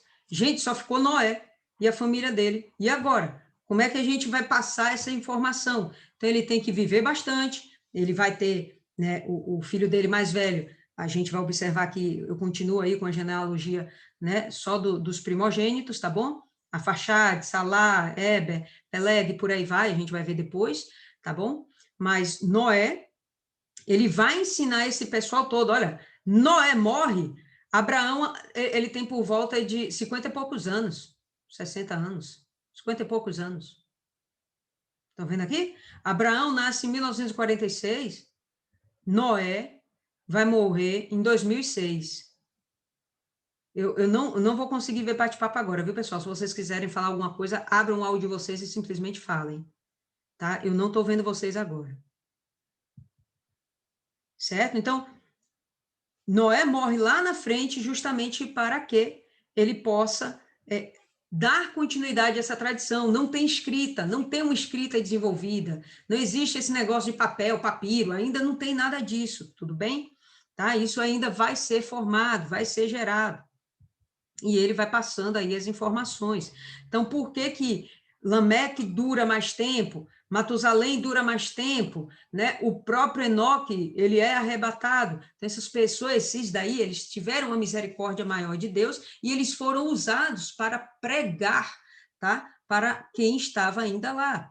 E Noé vai ser o que fica lá para dar a dica. Olha, pessoal, existe um Deus, é real, é verdadeiro, e a gente tem que simplesmente obedecê-lo, porque senão a morte é certa, mas a gente tem um entendimento de que a nossa alma precisa de salvação, tal, pronto. Noé vai passando esse recado, tá certo? E aí a gente vai ver. Miriam, Pode falar. seria interessante que você colocasse isso no grupo, esse cronograma. Eu coloco, deixa eu só concluir, porque eu coloquei aqui, eu vou fazer ele mais. Eu coloquei aqui até 100, tá? Que vai ser o primogênito de Noé. Eu coloquei aqui só até 100, mas aí depois vem a genealogia de Jacó e tudo mais. Eu acho interessante aqui Abraão, ó. Abraão, ele vai... Inclusive, a própria novela Gênesis, né, tem pessoas que fazem referência ao Deus do dilúvio, não é? Que é justamente Sim. o que foi um Deus que provocou um dilúvio sobre a terra. Então, tem uma rainha, né, que fala sobre o Deus do dilúvio, e vem o Melquisedeque, que é o sacerdote do Deus do dilúvio, do Deus que Abraão servia, mas não conhecia nenhum sacerdote. Então, a gente vê que a coisa, como eles falavam na época, né? O Deus do dilúvio, não era o Deus criador. Só as pessoas que realmente conheciam a Deus, que seguiam a Deus, sabiam que Deus era o criador e era o Deus do dilúvio. Exatamente, dona Maria, exatamente, tá certo? Deixa eu concluir que eu posto isso lá para vocês. Vou mandar no Word, tá certo? Eu achei isso aqui bem interessante. Levou um tempinho para fazer, viu?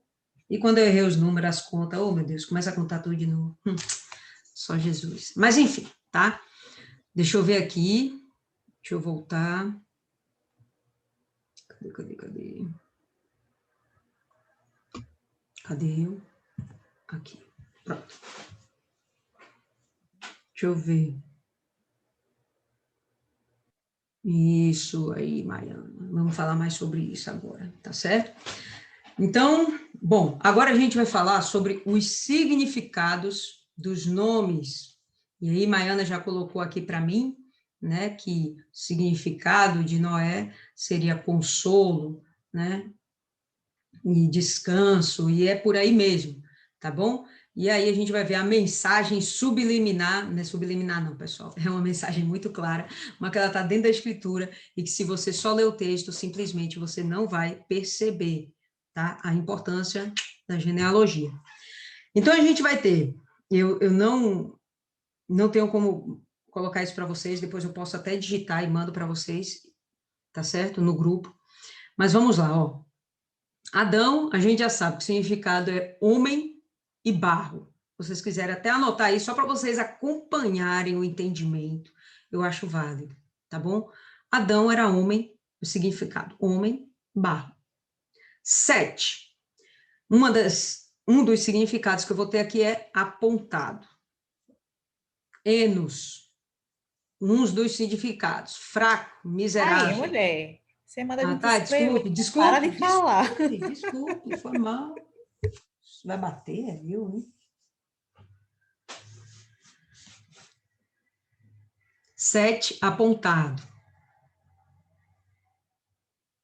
Enos, fraco, miserável, incurável.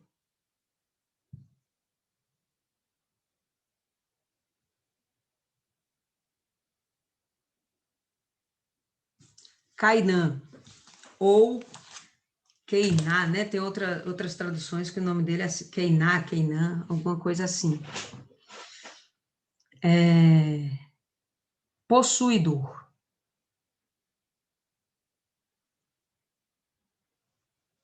Maalalel.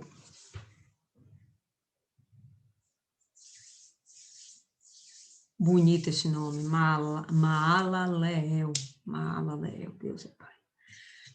Louvor de Deus, Deus bendito.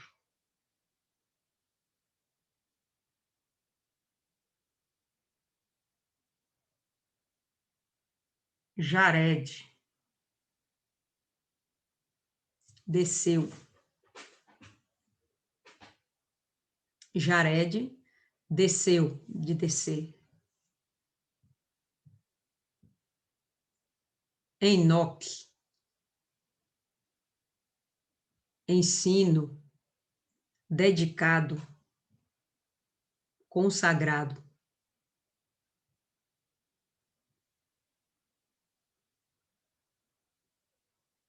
Matusalém.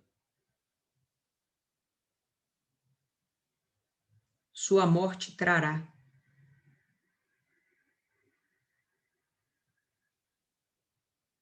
Quando morrer, haverá derramamento.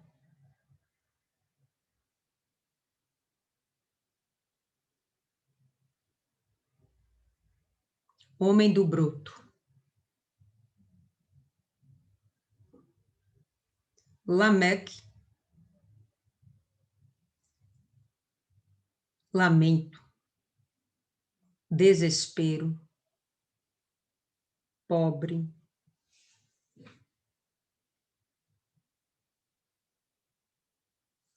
Oprimido. Que caiu de posição.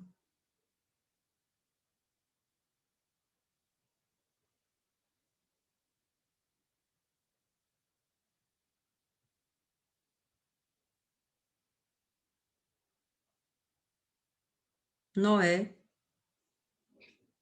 descanso, alívio e consolo.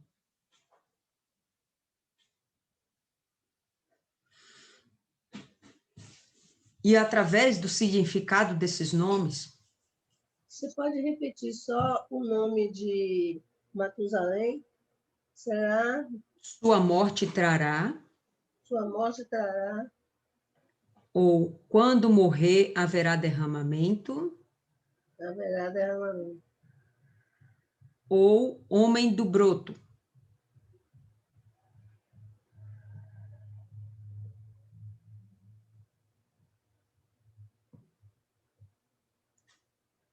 E através do nome dessas criancinhas, nomes lindos, a gente vai ter duas formações, duas revelações, e aí vocês ficam com a que vocês acham mais interessante. A primeira seria isso. O Deus homem, colocado como mortal, possuidor da glória de Deus, descerá, ensinando que, quando ele morrer, haverá derramamento até sobre os pobres de um consolador. Então, ele está apontando, toda a genealogia, se a gente for observar, está apontando para o Senhor Jesus. E o Consolador, que vai ser o Espírito Santo. Outra que vocês podem considerar também. Eu achei as duas válidas, tá? Ao homem foi apontada mortal tristeza, mas o Deus bendito descerá, ensinando que sua morte trará para o desespero o descanso. Tá? Então, uma promessa também através do Senhor Jesus, que ele vai trazer para o desesperado a esperança, a paz, o alívio, o descanso. Tá certo? Vamos lembrar O que significa descanso lá em Hebreus?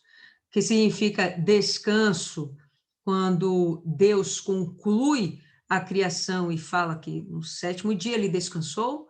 Significa que a obra está completa, não tem mais nada para ser feito. Então, com Noé, não tem mais nada para ser feito. Com Jesus, não tem mais nada para ser feito.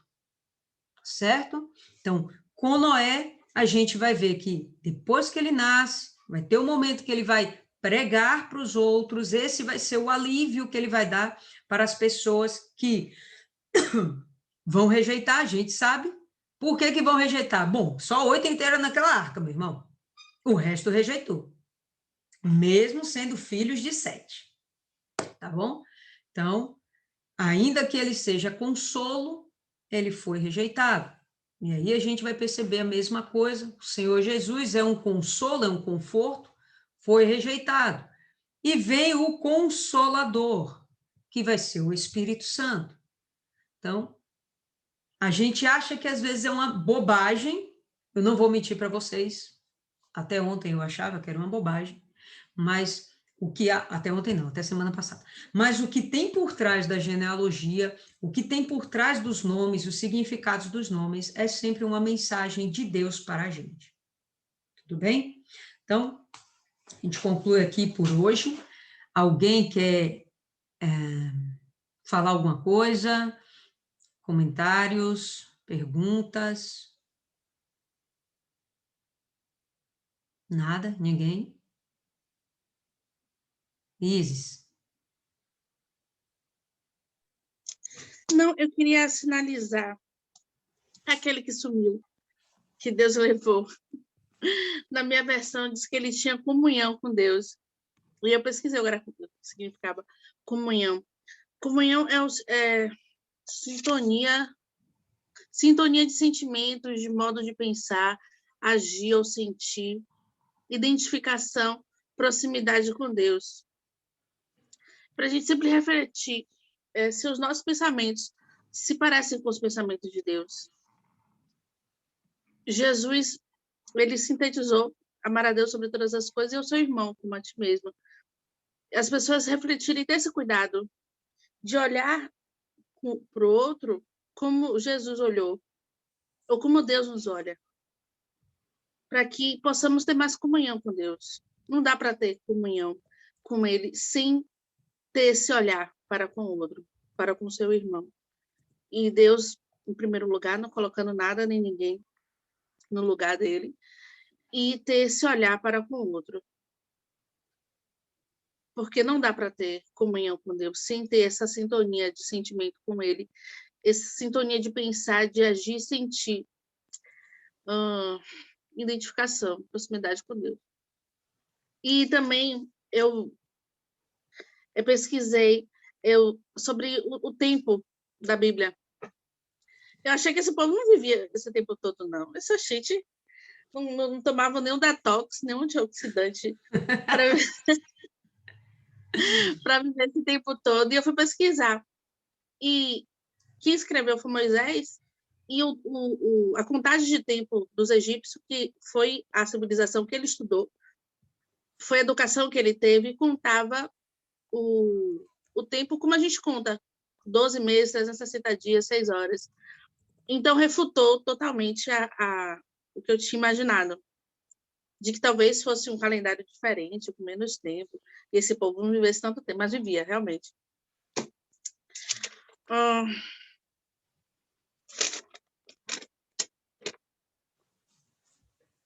Ai, meu cérebro bugou quando você falou em 2006. Noé morreu em 2006.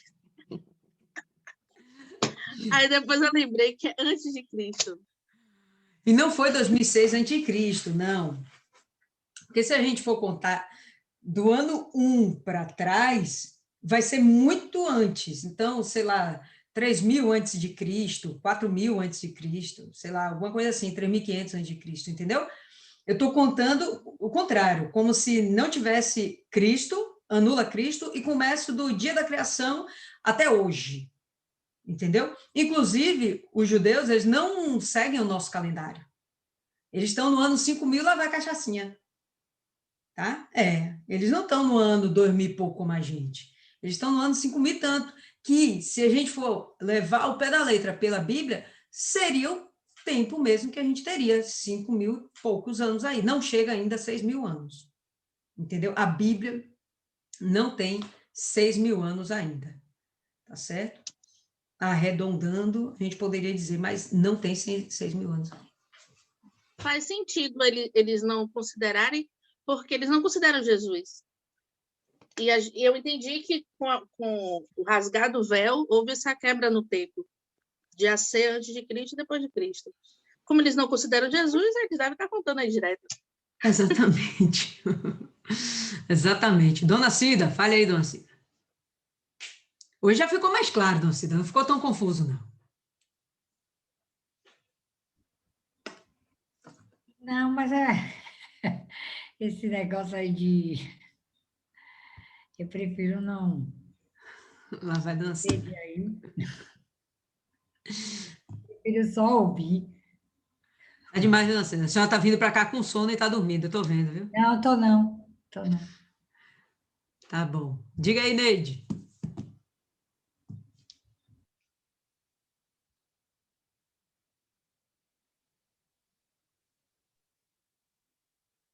Hoje não tenho nada a falar, não, dona Lídia. No próximo eu falo. Fala aí, Dona Ana.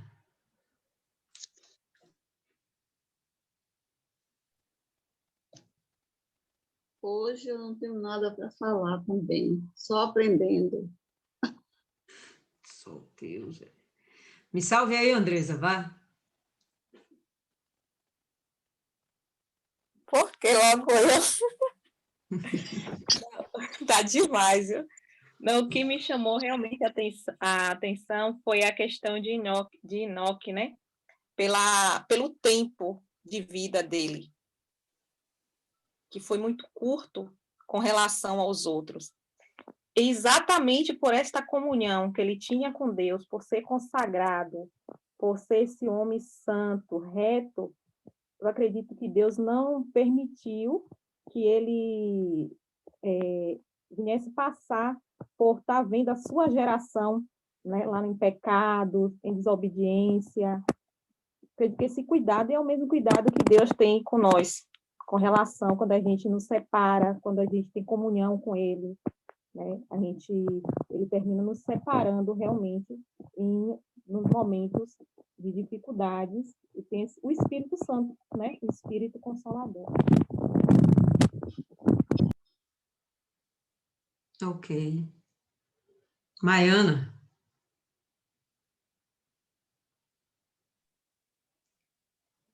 Eu vejo isso aqui como uma das coisas que Salomão falou, eu acho que em Eclesiastes, que há tempo para tudo debaixo do céu, todo propósito debaixo da terra.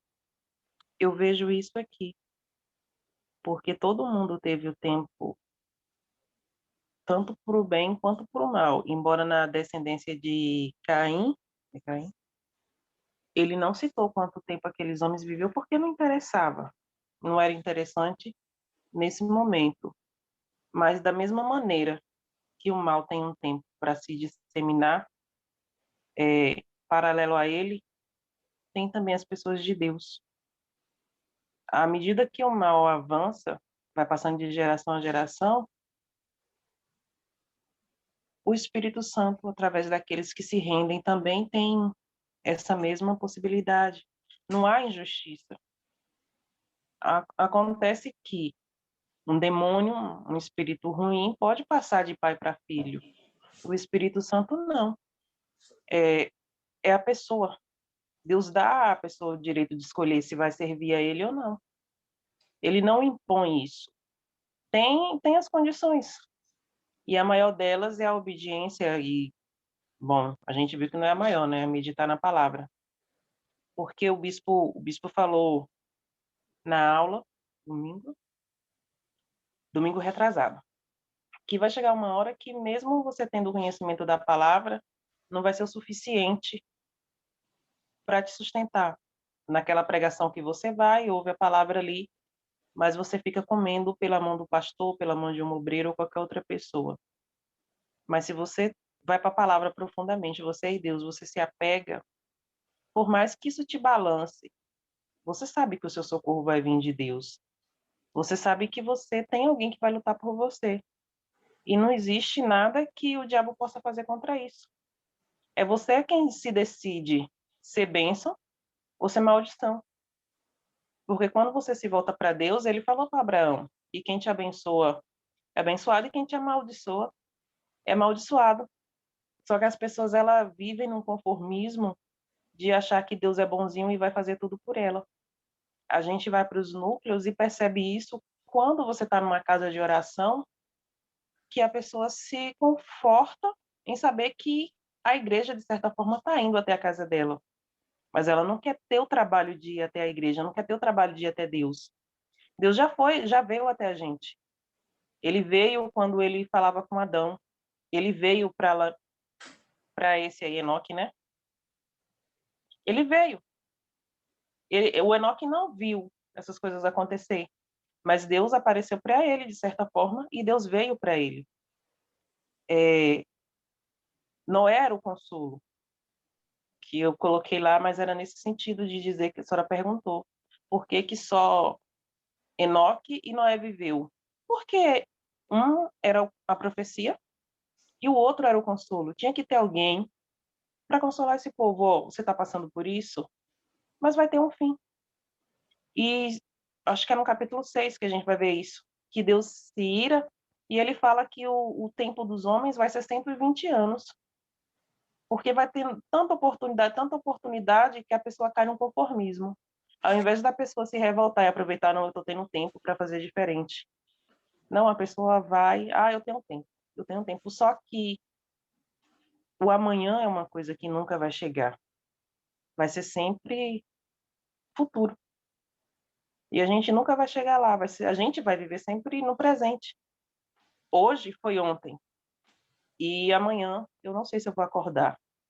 Eu não sei se eu vou ter mais um ano. Eu não sei se eu vou ter mais um mês. Eu não sei nem se eu vou ter mais um minuto. Eu já estou até mudando, parando as etapas. Eu não quero mais, nem me importo mais se Deus vai cumprir as promessas dele na minha vida ou não. Se ele quiser me levar para a glória daqui uns 5 minutos, tua serva está pronta. Pode me levar sem dó e nem escute a oração dos outros, de certas pessoas aí que estava dizendo que ia subir em cima, fazer oração para ressuscitar. Nem se atreva. Porque é muito melhor ir viver com Deus. Você não precisa ter a honra, a glória dele aqui.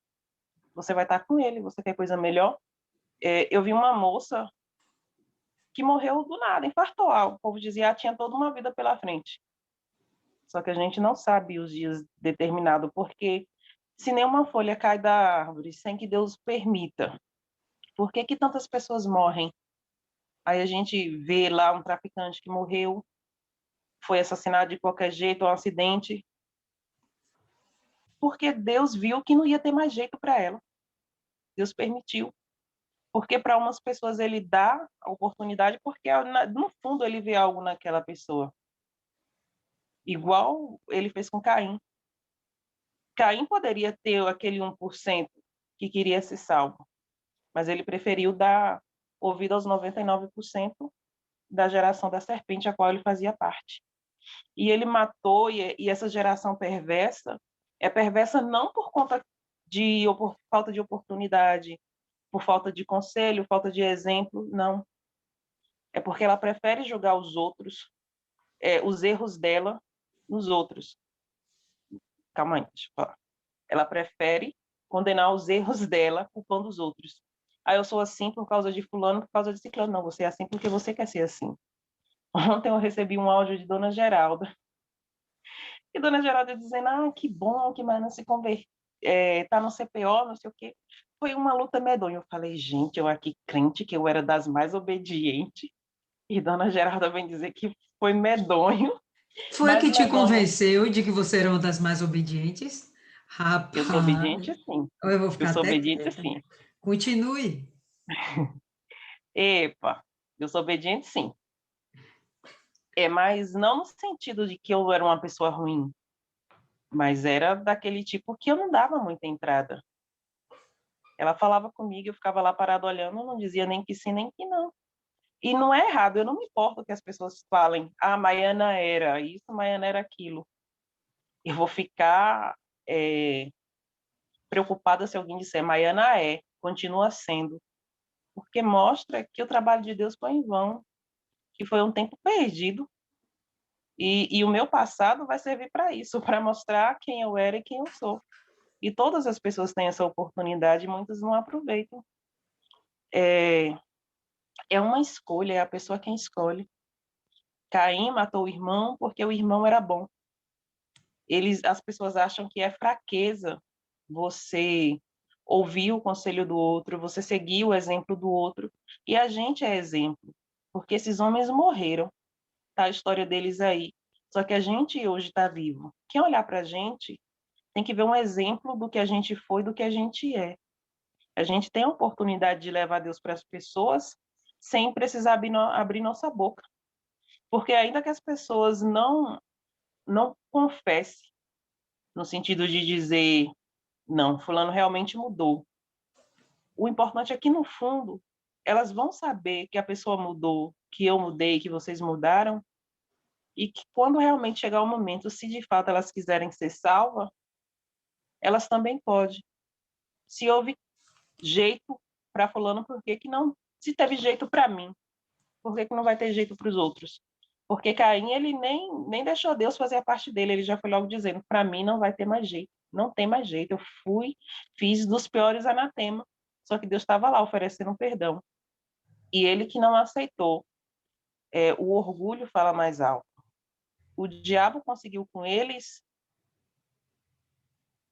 o propósito. E é a autoridade que a gente tem e prefere colocar na mão do diabo. Achar que os outros vão lutar as nossas guerras e que a gente tem que ficar lá quietinho, chorando, se fazendo de vítima. E não é assim. Porque todo mundo tem alguma coisa para acrescentar na vida do outro. Até quando a gente julga os pecados dos outros, de certa forma não é tão mal se eu não entendi errado 1 Coríntios, capítulo 6, que Paulo fala, não há entre vós sábios para que julgue, vocês têm que ir para outra pessoa para levar o seu irmão para condenar. Não, a gente pode falar com as pessoas, pode dizer que as pessoas dizem, fulano matou, roubou e agora quer ser bom. Não, não quer ser bom. Fulano está buscando ser bom. Ele está andando na presença de Deus, que é o que vai fazer a perfeição acontecer. Não é a perfeição de que não vai ter defeito, mas você vai buscar sempre estar corrigindo os erros através disso. E Deus, ele vem através desses séculos dizendo, mesmo que você errou, mesmo que você falhou, mesmo que você pintou o 7 e riscou o 9, eu vou estar aqui. Só que vai chegar uma hora que vai acabar. E depois não vai ter mais consolo, porque até agora ele está oferecendo o perdão e a misericórdia. Ele está aqui como advogado, mas vai chegar o momento que ele vai vir como juiz. E a justiça é cega. Assim, fala cego no sentido daquela venda. Vai ter os fatos e vai ter a defesa e a acusação. Ele não vai julgar porque não quer. Cada um vai estar por conta ali. E a balança vai inclinar mais para que lado? Para o lado do bem ou para o lado do mal? E quem eu vou culpar no dia da condenação? Porque minha mãe não prestava. A minha mãe lá no inferno. E eu de mão dada com ela. Não, a responsabilidade é sempre individual. Ok, beleza. Adriana, quer acrescentar mais alguma coisa?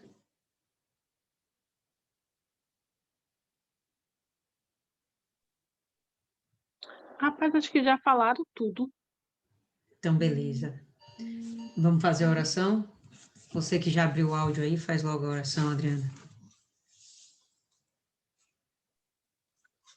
Você começou comigo. Vai terminar comigo também? Terminar com você. Só bênção, cara. Você é bênção demais, você é doido. Senhor nosso Deus, Pai Todo-Poderoso, Senhor, nesse momento, meu Pai, nos colocamos aqui diante da Tua presença, primeiro para te agradecer, meu Pai, por esse momento de estarmos aqui, meu Deus, falando da Tua palavra, falando de Ti, Senhor, acrescentando dentro de nós, meu Pai, o Teu reino.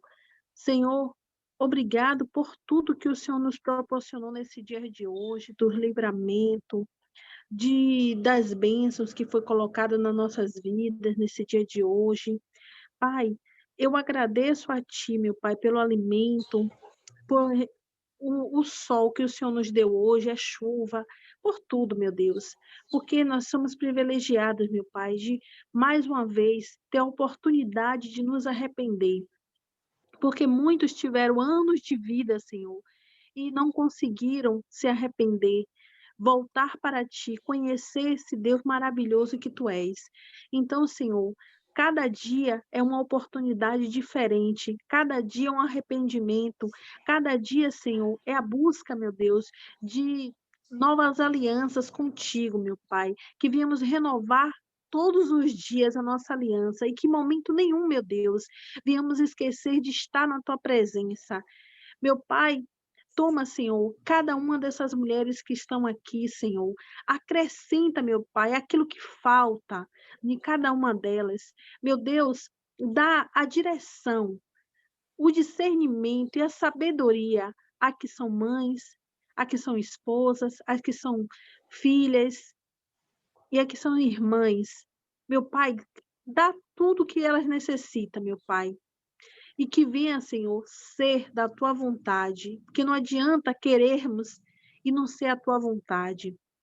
Pai, toma também, meu Deus, a vida daquelas pessoas que estão, meu Deus, num leito, precisando, Senhor, de Tua palavra.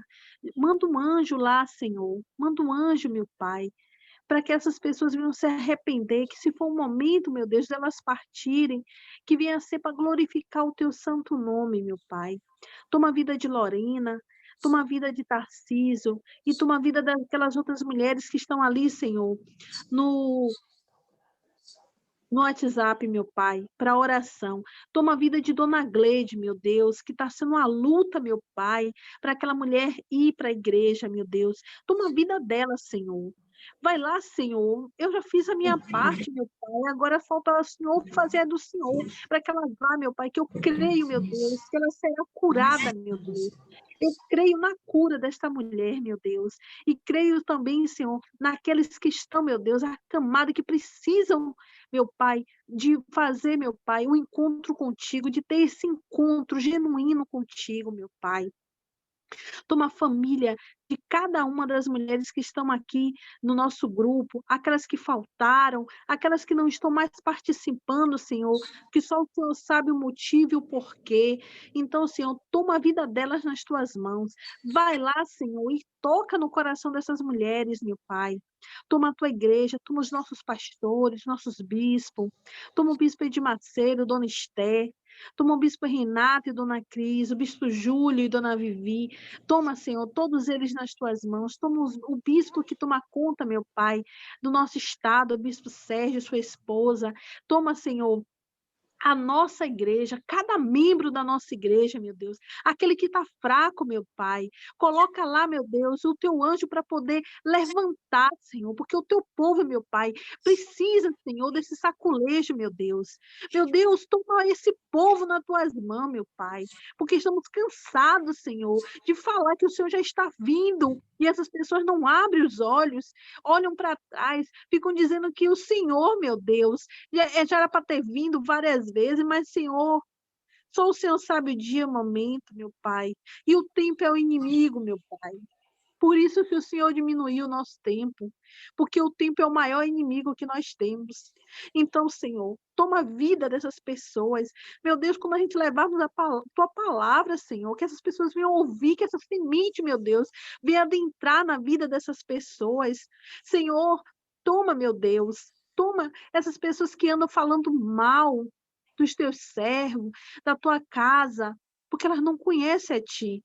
Elas falam mal porque não conhecem, meu Pai, o Deus maravilhoso que o Senhor é, a plenitude que é estar na tua presença.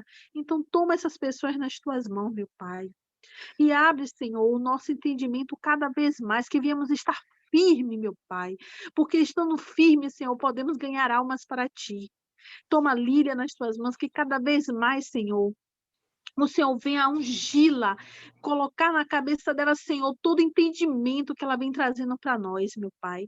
É o que eu te peço desde já. Toma a família dela, a irmã dela que se encontra longe, mas eu creio, Senhor, que os teus anjos estão lá. Toma o sobrinho dela, toma, Senhor, cada um dos irmãos, a mãe, o padrasto, toma todos eles nas tuas mãos. E a família de cada uma dessas mulheres que estão aqui, os esposos, os filhos, as mães, as irmãs, cada um deles, Senhor, eu creio que está debaixo das tuas asas, sendo protegido, meu Deus, por ti, que nenhuma arma forjada contra eles prevalecerá, porque o Senhor é o Deus que nós confiamos e vai estar todos protegidos. Desde já eu te agradeço, dá-nos uma noite de sono, de paz e segurança, e que o dia de amanhã, Senhor, esteja escrito por ti, que não venha prevalecer a nossa vontade, mas sim a tua vontade, meu Pai. Toma-nos nas tuas mãos, em nome do Pai, do Filho e do Espírito Santo. Amém. Graças a Deus. Eu pensei que tinha esquecido de alguém. Amém. Só Deus, viu?